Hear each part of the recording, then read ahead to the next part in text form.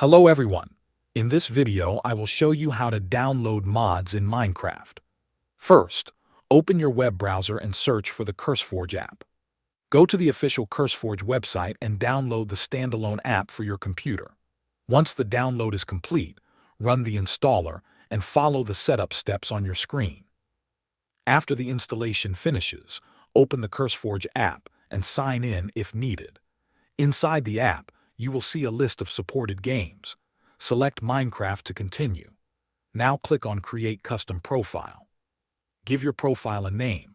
You will now see options for Minecraft versions and loaders. Pick the version you want to play. After that, choose either Forge or Fabric.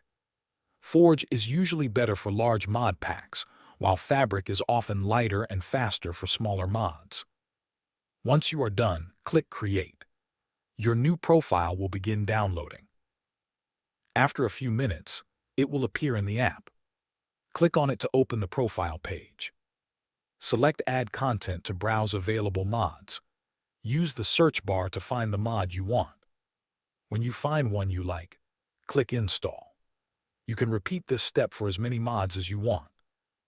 Thanks for watching.